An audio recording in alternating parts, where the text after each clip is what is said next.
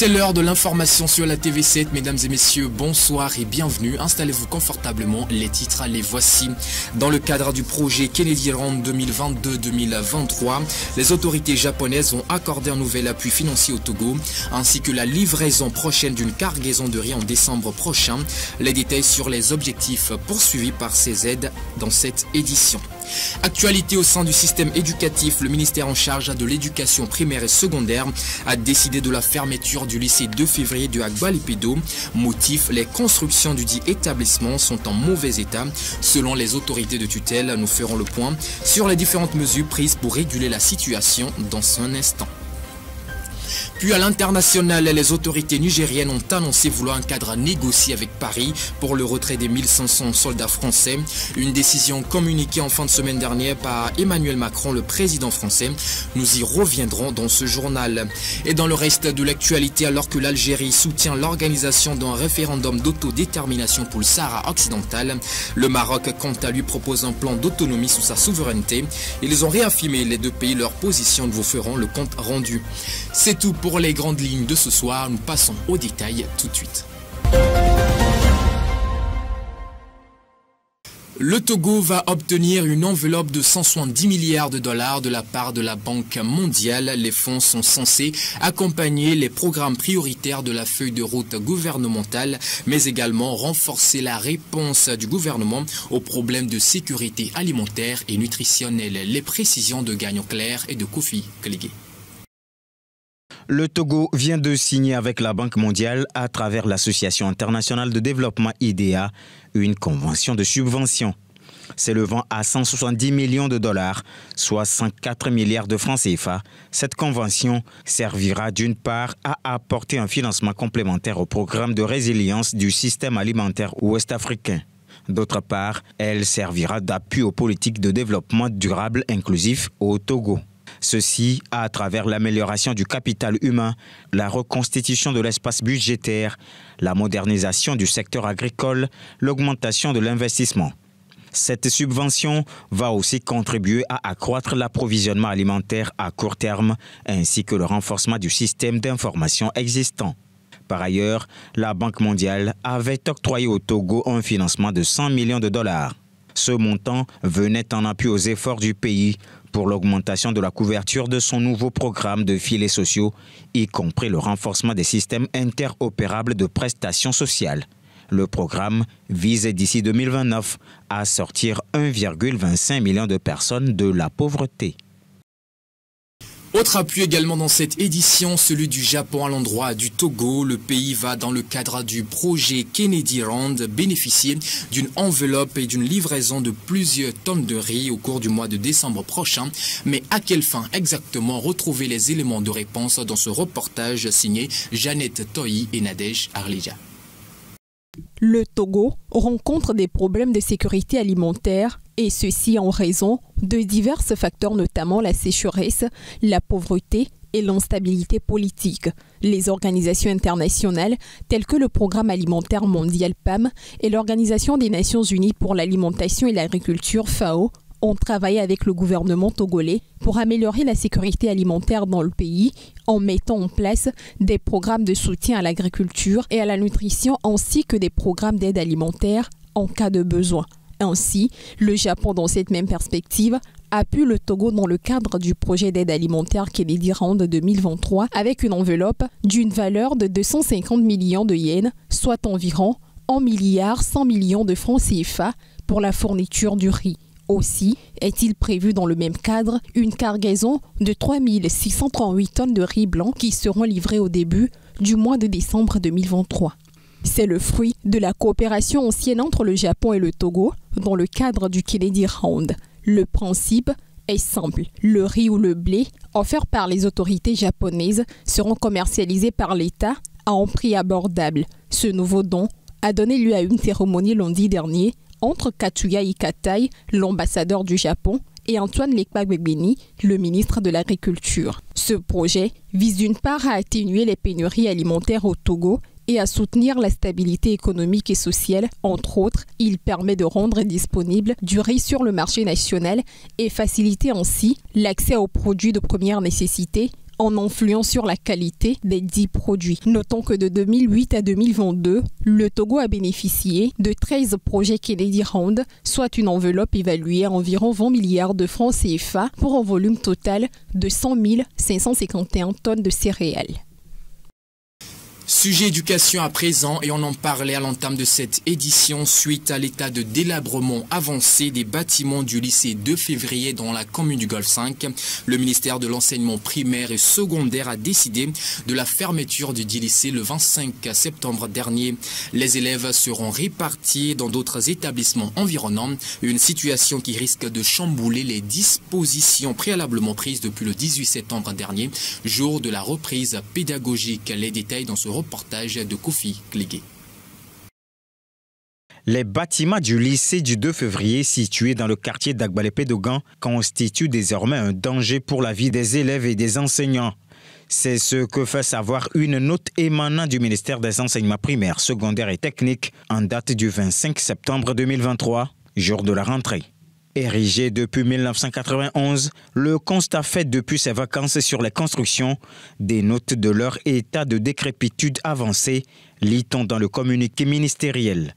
Plus encore, la fréquentation des locaux à la rentrée avec 1500 élèves ressort des risques accrus qui ne peuvent être sous-estimés selon le ministère des Enseignements. Suite à ce constat, le ministère a décidé de fermer l'établissement pour des travaux accélérés et appropriés. Pour l'heure, en vue de garder les élèves et les enseignants dans le train de la rentrée, les dispositions se prennent pour répartir les 1500 élèves et les enseignants dans les établissements scolaires environnants. Il s'agit du lycée Kakaveli, du lycée Beklikame, du lycée Avedji-Lavagno et du lycée Agoignivé-Centre. Des dispositions qui vont sûrement chambouler l'ordre dans les établissements d'accueil, puisqu'officiellement, les établissements ont commencé à organiser leur rentrée depuis le 18 septembre dernier. Et pendant ce temps, l'UEMOA mise désormais sur la digitalisation pour favoriser les échanges au sein de ses 8 États membres. Elle vient de lancer 2 plateformes en ligne pour surmonter les obstacles à la libre circulation et simplifier les procédures douanières. Les détails de Harold Messon-Atto dans ce reportage. Dans sa quête de facilitation des échanges entre ces 8 pays membres, l'Union économique et monétaire ouest-africaine UEMOA mise résolument sur les nouvelles technologies et la digitalisation en cours dans la région. Pour concrétiser cette vision, l'UEMOA a récemment lancé 2 plateformes innovantes en ligne. La première, baptisée Dispalert, a pour objectif de surmonter les obstacles entravant la libre circulation des personnes, des biens et des informations au sein de l'espace UEMOA, ainsi que le droit d'établissement. Cette plateforme d'alerte vise à identifier rapidement les problèmes et à les résoudre efficacement. Elle repose sur la collaboration entre les États membres, les organes de l'UEMOA et les acteurs du secteur privé. La deuxième plateforme est axée sur la dématérialisation des procédures douanières et chaque État membre est invité à y participer activement. Elle offre la possibilité aux opérateurs économiques de soumettre en ligne leurs demandes d'agrément, simplifiant ainsi les formalités. Ces initiatives marquent une étape significative vers la création d'un environnement propice aux échanges fluides au sein de l'UEMOA, mettant en avant la puissance de la technologie pour renforcer l'intégration économique régionale. À l'international à présent, plus précisément au Burkina Faso, le média français Jeune Afrique n'a pas manqué de se prononcer sur sa suspension par les autorités burkinabées. Protestant mardi contre cette décision, le média français soutient que c'est une atteinte de plus à la liberté d'information dans un pays de celui de Norbert Zongo en référence au journaliste burkinabé assassiné en 1998. Le média dénonce également une censure d'un autre âge tout en souhaitant que ces auteurs puissent la reconsidérer. Cette décision, affirme le média, contribue un peu plus à faire de la région et du Burkina Faso en particulier une zone de non-information, soutient le média. Par ailleurs, le gouvernement burkinabé avait ordonné en mars dernier la suspension sine die de la chaîne de télévision France 24, ceci après avoir suspendu en décembre 2022 Radio France Internationale RFI, tous 2 médias publics français. Nous quittons le Burkina Faso pour le Niger. Dans le reste de l'actualité, c'est désormais officiel. Sylvain Ité, l'ambassadeur français au Niger, n'est plus sur le territoire. Il a quitté le Niger tôt dans la matinée de ce mercredi, et ceci en compagnie de 6 autres de ses collaborateurs. L'information a été confirmée par une source diplomatique de l'ambassade française et une autre source proche du ministère de l'Intérieur nigérien. Le départ de l'ambassadeur français, il faut le préciser, fait suite à l'annonce d'Emmanuel Macron dimanche soir. Ce dernier avait clairement indiqué que la France allait finalement retirer ses diplomates ainsi que ses 1500 soldats positionnés sur le territoire nigérien. Et parlant justement de cette opération de retrait des soldats français du territoire nigérien annoncée par la France, les autorités nigériennes ont indiqué vouloir un cadre négocié avec la France pour un départ organisé des troupes françaises, ce qui devra être fait avant la fin de décembre 2023. Retrouvez d'autres précisions sur le sujet dans ce reportage. Le Conseil national pour un départ des soldats français qui se fera dans un cadre négocié et d'un commun accord avec Paris. C'est ce que souhaite le Niger. Dimanche, Emmanuel Macron avait annoncé le départ imminent de l'ambassadeur français ainsi que le retrait des 1500 soldats français d'ici la fin de l'année. Dans un communiqué, les autorités à Niamey ont fait savoir qu'elles espéraient que cette déclaration serait suivie d'actes officiels, car pour l'heure, aucune précision n'a été donnée concernant le calendrier de ce retrait. De plus, aucun mouvement de départ de l'ambassadeur français n'a été observé autour de l'ambassade à Niamey. L'annonce du président Macron a cependant été saluée par de nombreux Nigériens. Ces dernières semaines, ils étaient des dizaines de milliers à manifester contre la présence militaire française. Concernant la future destination des troupes françaises, plusieurs options sont possibles, comme le Tchad, voisin du Niger et qui accueille déjà l'état-major des forces françaises au Sahel. En attendant, même si elle semble de moins en moins probable, la menace d'une intervention armée de la CEDEAO pour libérer l'ancien président Mohamed Bazoum plane toujours sur le pays. Quittons la sous-région pour d'autres horizons en Libye. Au milieu de tout le désastre et les dégâts occasionnés par les inondations meurtrières après le passage de la tempête Daniel dans l'est du pays, se révèlent désormais de nouvelles structures dans une ancienne cité grecque près de Derna. On vous laisse découvrir le joyau dans le reportage qui suit. Les inondations dévastatrices qui ont balayé la Libye ont révélé de nouvelles structures dans une ancienne cité grecque près de Derna. Les autorités libyennes qui sont venues inspecter la cité antique et sauver ce qui pouvait l'être ont découvert de manière inattendue des sites archéologiques apparus après la décrue. Le site antique grec de Cyrène en Libye est classé depuis 2016 par l'UNESCO comme patrimoine mondial en péril. Une fois que nous nous serons remis des effets de cette catastrophe et des pertes humaines, il faudra accorder de l'attention aux sites archéologiques et former un comité national de manière à ce que ces monuments nouvellement apparus soient classés et qu'un plan soit élaboré pour réhabiliter le site. Cela doit être fait rapidement, non seulement dans la zone principale de Cyrène, mais aussi dans la vallée du Balgadir et des zones environnantes. Anis Hamed du département de contrôle des antiquités de Shahat a déclaré que les inondations avaient provoqué des fissures dans les murs des bâtiments archéologiques et qu'ils avaient contacté les autorités officielles locales et l'UNESCO pour obtenir de l'aide. Depuis les inondations, l'eau et la saleté ont séché. Certains bâtiments et murs ont commencé à se fissurer et à se détériorer et certains d'entre eux se sont effondrés vers le bas. Nous nous sommes adressés à toutes les parties, à l'autorité des antiquités, à l'UNESCO, aux organisations soutenant le patrimoine culturel de la Libye. Tous étaient prêts à intervenir sur ces sites. Fondée en 631 avant Jésus-Christ par les Grecs, la ville antique de Cyrène se distingue par ses thermes, le temple de Zeus ainsi que le temple d'Apollon. Cet imposant site grec le plus vaste d'Afrique du Nord a survécu au chaos suite à la révolte libyenne. Aujourd'hui, il court des risques d'effondrement. Les archéologues tirent la sonnette d'alarme. Sans surveillance, le site archéologique est régulièrement pillé et dégradé. Toute autre actualité dans cette édition, le Sahara occidental a été au cœur des échanges entre l'Algérie et le Maroc lors des récentes assises des Nations Unies, alors que le premier soutient l'organisation d'un référendum d'autodétermination pour ce territoire. Le royaume chérifien, quant à lui, propose un plan d'autonomie sur sa souveraineté. Le compte rendu des échanges, le voici. Les représentants marocains et algériens se sont pris à partie mardi lors de l'Assemblée générale de l'ONU concernant le Sahara occidental. considéré comme territoire non autonome par les Nations Unies. L'ambassadeur algérien Amar Benjama a notamment accusé son homologue marocain d'avoir déformé les propos de son président, Abdelmajid Tebboune. Monsieur le Président, il est un secret pour personne que l'Algérie a soutenu et continuera à soutenir le droit à l'autodétermination du peuple du Sahara occidental.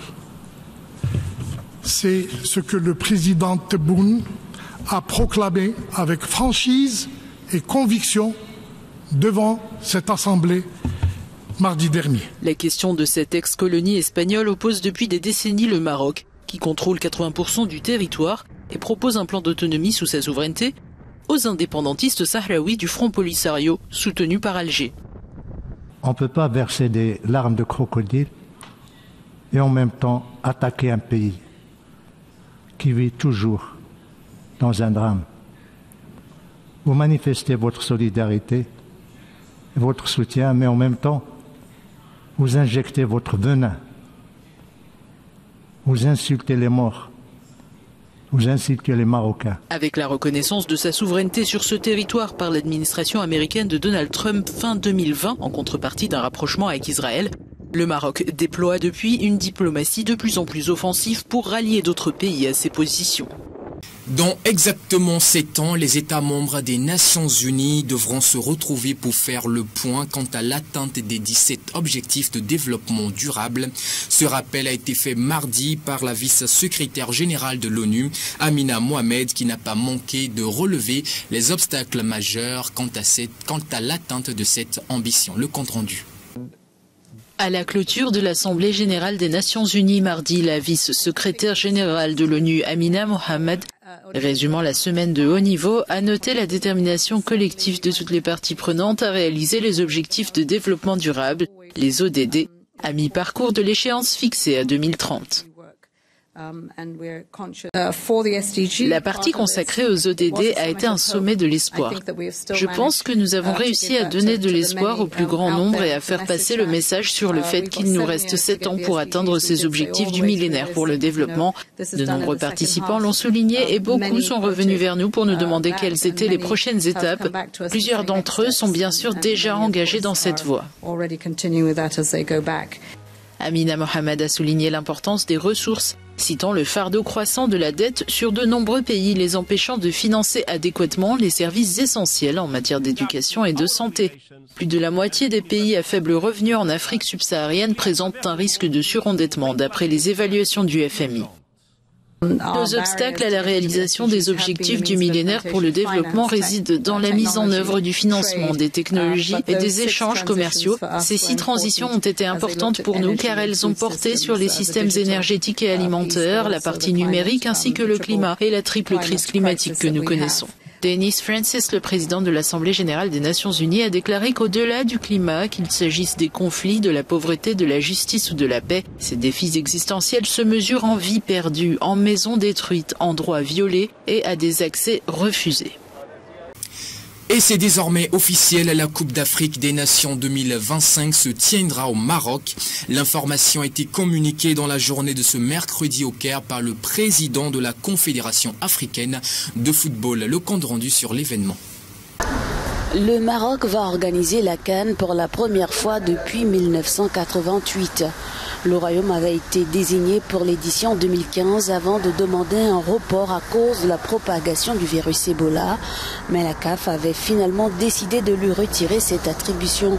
Cette année, le pays a bénéficié du retrait de l'Algérie, de la Zambie et d'une candidature commune du Nigeria et du Bénin. Il était question de favoriser le Maroc en tant que pays africain candidat pour la Coupe du Monde 2030. Donc la décision qui a été prise aujourd'hui fait suite également au retrait des autres pays des discussions qui décident eux aussi de se concentrer sur l'unité africaine, le développement et la croissance africaine. La CAN 2025 sera donc organisée par le Maroc. Pouvons-nous applaudir le Maroc, s'il vous plaît? Quant à la CAN 2027, elle se tiendra au Kenya, en Ouganda et en Tanzanie. L'Égypte et le Sénégal avaient aussi postulé. Parmi les critères qui ont pesé dans le choix de l'Afrique de l'Est, la CAN ne doit pas se dérouler 2 fois de suite dans la même région, sauf exception. Le président de la Fédération kenyane de football n'a pas caché sa joie. C'est fantastique. L'Afrique de l'Est n'a pas accueilli la Coupe d'Afrique depuis 1976. Je n'étais même pas né. Maintenant, nous avons une grande responsabilité, un gros travail pour convaincre la CAF d'amener la CAN en Afrique de l'Est en 2027. Pour être au rendez-vous de la compétition dans pratiquement 4 ans, les 3 pays doivent fournir des infrastructures au standard très élevé, a fait remarquer le président Patrice Motsepe. Loin d'être une inquiétude pour Nick Mwendwa, c'est l'occasion pour ces pays de travailler au développement des stades. Je ne pense pas que ce soit difficile, je pense que c'est plus simple pour nous parce que ce sera 2 groupes pour chaque pays, c'est plus facile. C'est 1 heure en avion Kampala-Dar es Salaam, donc c'est comme un pays. La Russie est 4 fois plus grande que le Kenya et ils ont eu la Coupe du Monde en 2018. Je pense que nous avons ce qu'il faut pour le faire et nous avons la bonne intégration pour le faire. La CAN 2027 avec la désignation du Kenya, de l'Ouganda et de la Tanzanie se jouera pour la première fois en Afrique de l'Est depuis l'édition 1976 en Éthiopie. Toute autre actualité sportive pour clore cette édition fin hier du premier tour retour des éliminatoires de la Coupe d'Afrique des Nations des Dames sur le continent.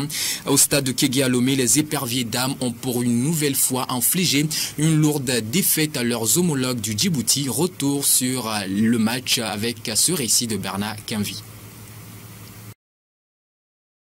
Les éperviers dames du Togo ont corrigé à nouveau le Djibouti dans le cadre du premier tour des éliminatoires de la Coupe d'Afrique des Nations Maroc 2024. Fidèles à leur progression, les filles de Kaïto Meti ont infligé au Djibouti une sanglante défaite de 6-0 pour le compte de la manche retour du premier tour de ces éliminatoires. Dans cette rencontre ce mardi, la capitaine Wedi Kouafi à PFA s'est de nouveau illustrée avec un triplé au 4e, 15e et 40e minute. Sa coéquipière Sama Koudjokalo a aussi participé à la fête avec son doublé à la 31e et 89e minute. Bien avant, Lucie Gatim avait aussi contribué en marquant un but à la 66e minute.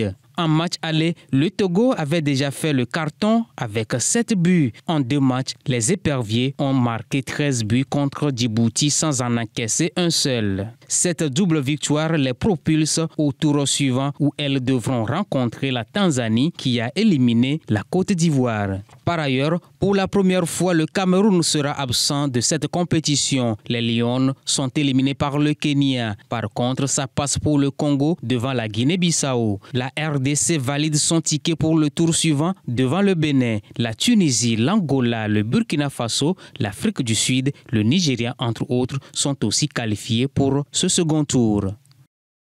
C'est sur cette actualité sportive que se referme donc cette édition, mesdames et messieurs. Merci à vous de nous avoir suivis. Merci de rester fidèles aux différents programmes de la TV7. On se retrouve demain. D'ici là, portez-vous bien et bonne suite de soirée.